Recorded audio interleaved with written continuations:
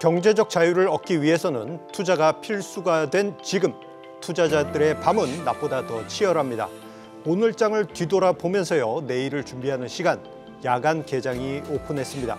매주 수요일 수익의 맥점을 정확하게 짚어주는 주식 명사수들과 함께합니다. 어서 오십시오. 안녕하세요. 반갑습니다. 머니 빌드업을 위해서 꼭 알아야 할 시장 핫 이슈 먼저 만나보도록 하겠습니다. 에코프로 실적 발표, 하반기도 2차 전지 달릴 것인가? 이야, 이거 아주 중요한 이슈인 것 같습니다. 요즘 이제 주식시장 보면은 개인 투자자분들의 2차 전지 그리고 에코프로 관련한 관심이 커요. 코스닥 시가총액 중에 에코프로 그룹 3개 상장사가 차지하는 비율이 역대 최고치를 연일 경신하고 있습니다. 한간에서는 이게 뭐 2년 전이었던가요? 미국의 게임스탑처럼 정말 뜨거운 한국판 밈 주식이 아니냐, 그런 얘기도 있는 것 같습니다. 한 대표님, 요즘 그 에코프로 등의 그 시장 분위기 어떻게 보셨습니까? 저는 사실 에코프로가 일전에 한번 90만 원대, 80만 원대 가다가 이제 잠시 조정을 받고 이제 100만 원을 찍었던 게 이제 얼마 안 됐었는데, 오늘 실적 발표는 했기 때문에 조금 조정을 받았고 이제 컨센을 좀 하회해가지고 조정을 받는 모습들을 보였는데, 일단 연초부터 좀 계산을 해보면 거의 700% 가까이 올랐다라는 거고, 그래서 밈 주식이라고 하는 거는 우리가 아까 게임스탑 말씀을 하셨지만은 거의 뭐 1000%가 오르거나 이런 뭐 예. 포모 현상이거나 이런 키워드들이 있지 않습니까? 근데 에코프로 그룹주들을 솔직히 살펴보시면은 지금 뭐 에코프로 HN이 있고, 그다음에 에코프로가 있고, 에코프로 BM이 있는데 시가총액 모두 3개 회사를 합산을 해보면은 지금 뭐 조정이 조금 나왔기 때문에 50조 좀 내외가 됩니다. 근데 그렇죠. 연초에 코스닥 상장사들 전체 시가총액이 이제 뭐 430조 중에 원래 에코프로 그룹주가 차지하는 비중이 한 4% 정도였는데 지금은 한 13% 정도다. 그러면은 지금 코스닥 전체 시가총액이 예를 들어 420조라고 할 때 그러면은 지금 상당히 좀 많이 차지를 한다. 그래서 제가 볼 때는 예전에 바이오가 가면은 코스닥이 가고 바이오가 떨어지면 코스닥이 떨어지는 모습들이 있지 않습니까? 몇 년 전에 그랬죠. 네. 그런 생각들이 좀 오버랩이 되지 않나라는 생각이 들고, 지금 상관관계를 봤을 때 우리가 상관관계라고 하는 거는 뭐냐면은 예를 들어 뭐 코스닥이 1% 올랐다라고 하면은 상관관계가 0.9면은 이제 에코프로가 0.9%가 오르는 거죠. 이런 상관관계가 지금 0.94다. 그래서 상당히 동조화가 많이 되어 있다라고 보시면 좋을 것 같습니다. 이건 뭐 거의 같이 움직인다고 해도 과언이 아닐 정도로 높은 상관계수가 아닐 수 없는데요. 그런데 시장에서는 계속 고평가 논란이 계속 이어지고 있습니다. 에코프로와 에코프로비엠 모두 오늘 2분기 실적이 또 발표가 되긴 했는데, 조금 아쉽게도 시장의 예상치를 밑돌면서 주가 약세를 좀 보였습니다. 자, 이 좀 이제 실적 발표 후에 조금 아쉬운 부분이 있었는데, 이 부분을 우리가 어떻게 해석을 해야 될까요? 일단 지금 컨센보다 하회는 모두 다 했습니다. 근데 에코프로가 이제 영업이익이 2,250억 정도로 발표를 했고요. 에코프로 BM이 이제 1,147억 정도로 발표를 했는데, 에코프로 같은 경우에는 컨센이 한 25%, 26% 정도 하회를 하는 모습들을 보였었고, 그러니까 지금 실적 기대치보다는 사실 그 어닝이 좀 실망이 나왔기 때문에 오늘 장 마감에서는 사실 5% 넘게 좀 빠지는 모습들을 보였습니다. 그래서 지금 시간에서도 보시면은 한 0.5% 정도 빠지고는 있는데, 지금 2분기는 사실 실적이 조금 실망스럽다라는 거고, 근데 저는 장기적으로 봤을 때는 괜찮다라고 생각을 합니다, 개인적으로. 네. 장기적으로 보면은 괜찮다. 네. 그래서일까요? 그 시장 참여자들의 반발 매수도 좀 있는 것 같기도 합니다. 생각해 보면은 QOQ 분기 그 전분기 대비한 실적은 좀 아쉬운 부분이 있지만 전년 동기 대비하면 아직도 좀 제법 높은 성장률을 좀 보여주고 있는 것 같습니다. 자, 이 실적 발표 이후에 투자자들의 반발 매수가 살짝 관찰됐는데, 이 부분을 우리가 어떻게 해석을 해야 될까요? 이 대표님. 네, 일단 영업이익 측면에서 26% 이제 컨센서스를 하회한 측면이 사실 이제 주가의 그 낙폭을 좀 키웠던 과정이거든요. 근데 지금 반발 매수세가 유입되는 과정은 이제 과거에도 에코프로에 대한 조정이 20%, 30%까지도 나왔던 그런 등락을 거듭하면서 100만 원까지 갔었던 부분이기 때문에 일단 지금 단기적으로 실망 매물 추세가 조금 더 이어질 수 있는 부분을 좀 염두에 두셔야겠다. 그리고 이제 주가의 눌림목 과정은 이제 80만 원 선에서 좀 견고하게 지지 패턴이 나오는지 확인하시면서 다시 추가 모멘텀이 확산되는지 살펴보셔야 될 필요가 있겠습니다. 일단은 조정이 살짝 나올 수 있지만 지지가 강하게 나온다면 네. 한번 턴어라운드가 다시 만들어질 수 있는 네. 심리 상태일 수도 있겠다. 네. 이런 점을 말씀해 주신 것 같습니다. 자, 그런데 요즘 그 에코프로 관련주들을 쭉 보다 보면은 앞서서도 살짝 언급이 됐습니다만 우리 코로나 전에 그 제약 바이오 열풍 때 분위기하고도 좀 비슷한 것 같아요. 그때 당시 이제 셀트리온 관련 종목에 대해서는 그 누구도 어떤 말을 할 수도 없었던 분위기가 있었어요. 그런데 최근에 이런 분위기가 에코프로에서 나타나면서 증권사들이 함부로 언급을 하지 못하고 신의 영역이라고 하면서 언급할 수 없습니다. 이렇게 손을 놔버리고 있는데요. 그런데 컨센서스에 비해서 이제 실적을 좀 실망스럽게 내놓았을 경우에는 증권사 입장에서는 신의 영역이지만 고평가되었던 것을 인정해야 될지도 몰라라는 목소리가 또 커질 것 같습니다. 이러한 논란 우리가 어떻게 봐야 될까요? 이게 좀 민감한 부분이긴 합니다. 그렇죠. 근데 지금 뭐 어떤 뭐 보도 기사들 보시면은 에코프로 뭐 PER이 지금 700배다 이러는데 사실 자세히 들여다 놓고 보시면은 그거는 2022년도 지배주주 순이익을 계산을 한 겁니다. 그러면은 지금 2022년도 말과 지금 상황은 또 다르지 않습니까? 왜냐면은 이미 상반기가 끝났는데 그러면은 지금 23년도 제가 오늘 기준자로 좀 계산을 해서 가져왔는데 에코프로 BM이 지금 지배주주 순이익이 23년도 컨센 기준으로는 이제 3,755억 정도 됩니다.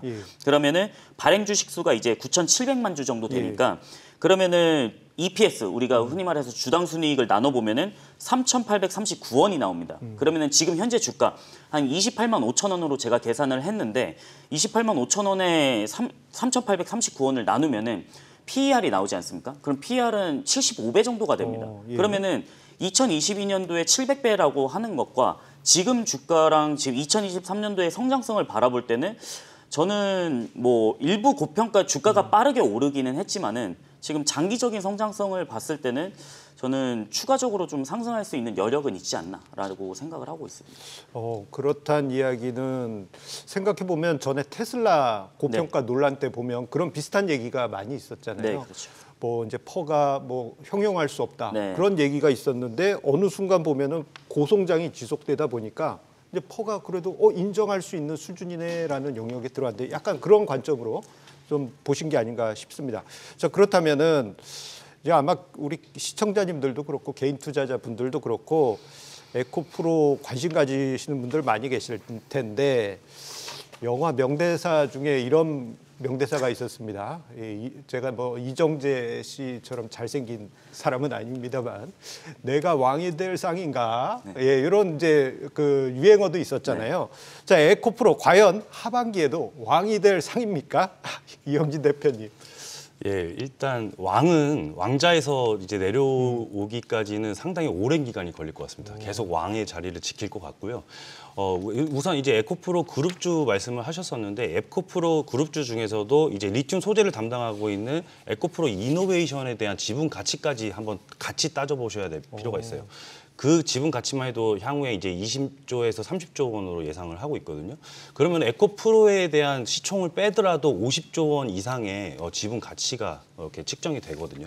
그러면은 이것을 이제 산정을 해봤을 때 목표 주가는 100만 원을 솔직히 이제 훌쩍 상회하기는 합니다. 근데 정확한 이제 목표 주가는 특히 양극재에 대한 리튬 톤당의 가격으로 좀 등락이 좌우될 수 있기 때문에 정확하게는 말씀을 드릴 수는 없겠지만 그 기대감이 앞으로도 계속적으로 공존하는 과정에서 이제 하반기에도 이제 수주 공시가 조금 더 추가적으로 나올 것이고 그리고 앞으로도 계속해서 2027년까지 이제 전기차 침투율 측면에서도 발전성은 앞으로도 더 열려 있기 때문에 에코프로에 대한 왕자는 계속 굳건하게 유지될 수 있을 것 같습니다. 예, 어떻게 보면 우리 그 개인 투자자분들께서 가려운 것을 긁어 주신 것 같습니다.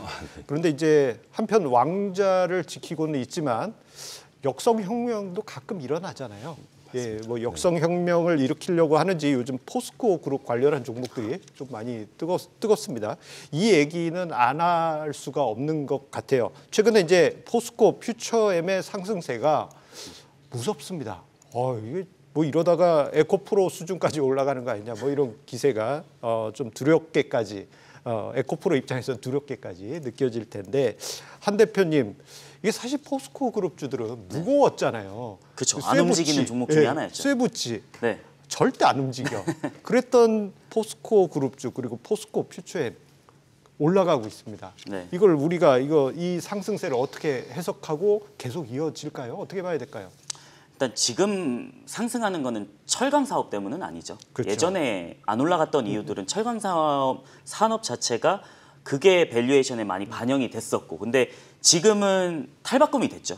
뭘로 됐냐면 배터리 소재 쪽으로. 뭐 포스코 홀딩스 같은 경우에 리튬 쪽, 뭐 아르헨티나 염호를 좀 갖고 있죠. 거기서 니켈을 추출해서 리튬을 만들겠다라는 거고, 포스코 퓨처엠 같은 경우는 양극재, 음극재 쪽이겠죠. 근데 이번에 밸류데이를 좀 개최를 해가지고 발표를 했었는데, 포스코 그룹이 2030년도까지 2차 전지 소재에서 62조 원의 매출을 달성하겠다고 목표를 잡았습니다. 목표입니다. 그다음에 퓨처엠 같은 경우에는 2030년까지 양극재 부문에서만 이제 36조 원을 매출을 올리겠다라고 하면서 최대의 양극재 업체로 도약을 하겠다라고 했습니다. 근데 지금 포스코 퓨처엠의 그 공식 사이트 들어가 보시면은 1분기 사업 부문별 매출이 나옵니다. 근데 양극재, 음극재, 배터리 소재 쪽 사업 부분의 매출 비중이 얼마 정도냐? 지금 70% 정도입니다.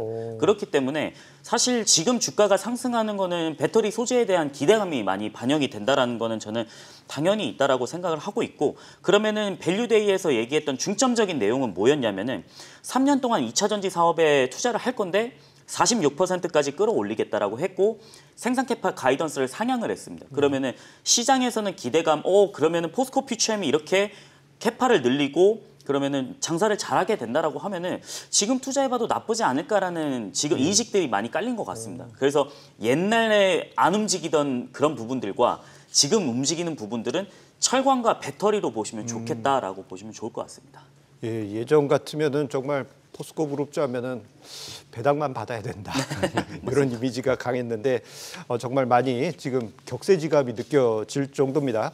자, 그러면 지금 정리한 부분 내용을 정리해 보면은 이제 2차 전지나 뭐 리튬 쪽으로 이제 포스코의 이미지가 변해가고 있고, 관련해서 에코프로를 위협하고 있는 것 같아요. 그야말로 뭐 역성혁명 아니면은 왕자의 재탈환 그런 느낌이 나는데, 한 대표님 그 포스코와 관련주들이 네. 예, 에코프로의 아성을 넘어갈 수 있을까요?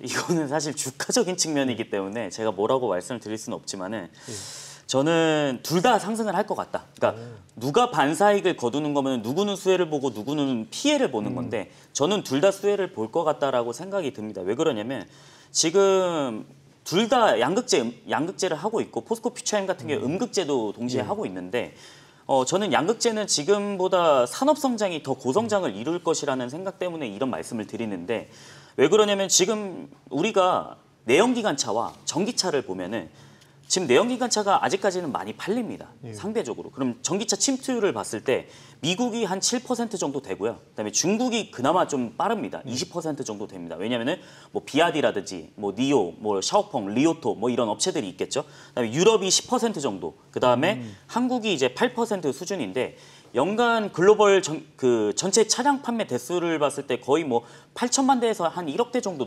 나오거든요. 그러면은 한 전기차 침투율이 한 20%에서 30%, 만약에 40%까지 간다라고 하면은, 그러면은 시장 침투율이 40%면은 4천만 대입니다. 그렇기 때문에 저는 앞으로는 전기차 침투율이 점차 상승을 할 수 있기 때문에 저는 퓨처엠이나 에코프로 둘 다 조금 왕자가 될 건데 누가 1등이 될지는 모른다라고 말씀을 좀 드리고 싶고, 그렇기 때문에 전기차 산업 성장을 좀 보셨으면 좋겠다라고 말씀을 좀 드리고 싶습니다. 예.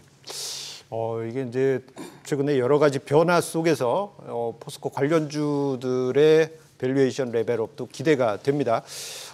그런데 우리 이영지 대표님께도 여러 가지 이야기를 듣고 싶어요. 아까 전에 이영지 대표님께 얘기 듣고 싶어서 시선을 이렇게 해놓고는 한 대표님 이랬잖아요.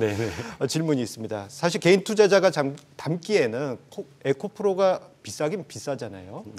자, 그렇다면 에코프로를 제외하고 뭔가 대체할 수 있는 어떤 뭐 이제 대타라고 해야 될까요? 이런 종목 혹시 2차 전지 관련주에서 있다면 어떤 게 있을까요? 예, 우선 예전에도 그런 질문을 주셨던 적이 있어요. 그 에코프로 BM이랑 이제 포스코 퓨처엠 둘 중에 하나를 골라 보셔라. 그런데 되게 어려운 질문이었었는데 그때 당시에 이제 제가 그 이브 에비타 기준으로 35배, 37배 수준까지 반등을 급하게 나왔을 때 단기적으로 그 두 종목은 좀 조정이 있을 수 있습니다. 다만 이제 상대적인 이제 밸류에이션 측면에서 고려를 해봤을 때는 에코프로는 50만 원에서 60만 원 눌림목에서 추가적인 모멘텀 확산을 한번 키워가 보실 수 있다. 그 과정에서 이제 공매도에 대한 그 대차장고 증가율 때문에 400만 주 가까운 증가율 때문에 이거를 이제 단순 환산을 해보면 3조 원이 넘어가는 수치거든요. 그 과정에서 80만 원에서 3차례, 4차례 정도 조정이 있을 수는 있었어요. 그런데 결국에는 100만 원까지 도달을 했었고 이런 과정에서 이제 또 포스코 그룹주도 이야기가 나왔다 보니까 저도 조금 이제 포스코 홀딩스를 좀 집중을 하고 있거든요. 예, 포스코 홀딩스 같은 경우에는 아르헨티나 리튬 염호에 대해서 이제 그 부각이 많이 됐었는데 일반적으로 광산에서 추출을 하는 그런 기법보다는 리튬 염호에서 추출을 하는 것이 마진율이 훨씬 좋습니다. 그리고 이제 철강에 대한 밸류에이션이 아직 다 벗겨지지 않았거든요. 그러면은 앞으로도 저밸류 구간에서 추가 모멘텀을 더 키워갈 수 있는데 이번에 이제 그 리튬 소재 그 데이에서 한 번 더 확인을 했었죠. 그래서 이번에 오늘 같은 경우에 한 7%, 8% 정도 반등이 나오다가 5% 상승 마감으로 그친 부분도 제가 생각하는 관점이랑 시장에서 좀 동일하게 보지 않느냐. 그리고 이제 리사이클링 사업도 다 같이 밸류에이션을 고려하셔야 되다 보면은 포스코 홀딩스 쪽을 한번 살펴보셔야 될 필요가 있겠습니다. 지주회사 포스코 홀딩스가 대안이 될 수 있다. 의외입니다. 네. 이제 다른 포스코 다른 거 언급을 해주실 줄 알았는데 예, 포스코 홀딩스 언급을 해주셨고요. 자, 그렇다면 한 대표님은 혹시 대체할 만한 종목 어떤 거가 있을까요? 뭐 지금까지 양극재를 많이 말씀을 드렸잖아요. 저는 시선을 조금 돌려서 음극재 쪽으로 한번 봐보자. 예, 그렇죠. 그게- 양이 있으면 음이 네. 있어야죠. 예. 뭐 2차 전지니까 이제 예, 양과 음이 있으니까 저는 대주전자재료를 한번 말씀드리고 싶은데 제가 이거는 기업 탐방을 직접 한번 갔다 왔었는데 이게 시화방조제 쪽에 있는 예. 기업인데 지금 제가 그 당시에 한 몇 개월 정도 되기는 했습니다. 근데 예.